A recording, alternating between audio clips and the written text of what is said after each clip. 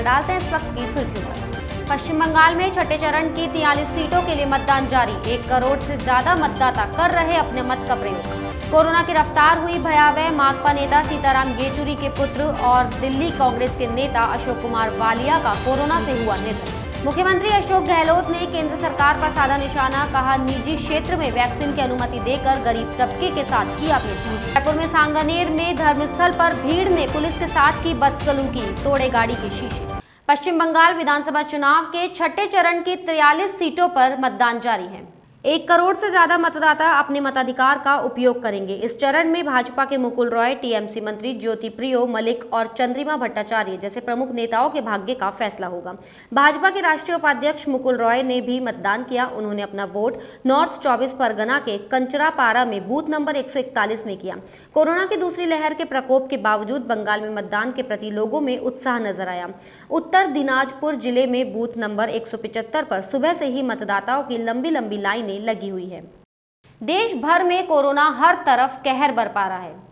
इसका शिकार माकपा के दिग्गज नेता सीताराम येचुरी भी हो गए। दरअसल कोरोना महामारी ने उनके बेटे आशीष येचुरी की जिंदगी छीन ली। गुरुग्राम के मेदांता अस्पताल में उनका इलाज चल रहा था, जहां आज सुबह उन्होंने अपनी अंतिम सांस ली। दिल्ली के मुख्यमंत्री अरविंद केजरीवाल ने ट्वीट कर गहरी संवेदना जाहिर की। सीताराम येचुरी ने अपने बड़े बेटे के निधन की जानकारी ट्वीट करके दी। उन्होंने अपने ट्वीट में लिखा, मुझे बेहद दुख के साथ कहना पड़ रहा है कि मैंने अपने बड़े बेटे आशीष येचुरी को कोविड-19 की वजह से आज सुबह खो दिया। दिल्ली कांग्रेस के वरिष्ठ नेता अशोक कुमार वालिया का कोविड-19 के कारण निधन हो गया है।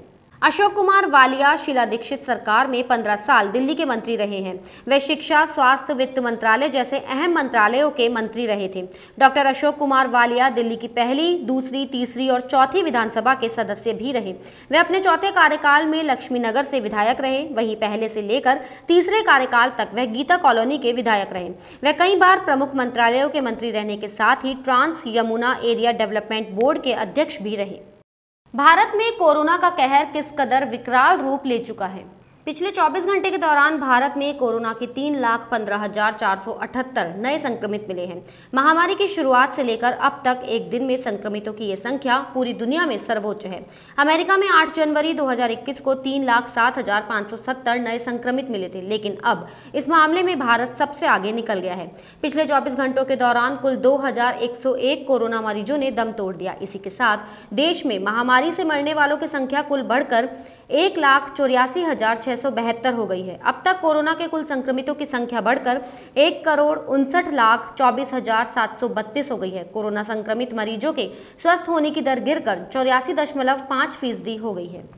महाराष्ट्र में आज से सख्त लॉकडाउन जैसी पाबंदियां लगा दी गई हैं। आज रात 8 बजे से 1 मई सुबह 7 बजे तक राज्य में ये पाबंदियां लागू रहेंगी। हालांकि महाराष्ट्र सरकार ने इसे पूर्ण लॉकडाउन का नाम नहीं दिया है, लेकिन इसके नियम पिछले साल लगे लॉकडाउन की तरह ही सख्त है।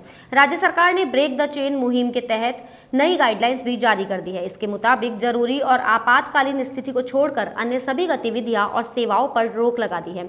सभी सरकारी दफ्तरों में केवल 15% कर्मचारी ही उपस्थित हो सकते हैं। शादी समारोह में 2 घंटे से अधिक समय तक नहीं चल सकते हैं और इनमें 25 से अधिक लोग शामिल नहीं होंगे।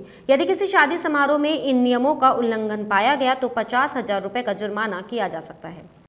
कोरोना वैक्सीन को लेकर मुख्यमंत्री अशोक गहलोत ने एक बार फिर केंद्र सरकार पर निशाना साधा है। सीएम गहलोत ने कहा कि केंद्र सरकार ने निजी क्षेत्र में वैक्सीन की अनुमति देकर गरीब तबके के साथ भेदभाव किया है, जबकि केंद्र सरकार को सभी के लिए निःशुल्क वैक्सीन उपलब्ध करवानी चाहिए। सीएम गहलोत ने कहा कि कोविड वैक्सीनेशन पूरे देश के लिए फ्री होना चाहिए।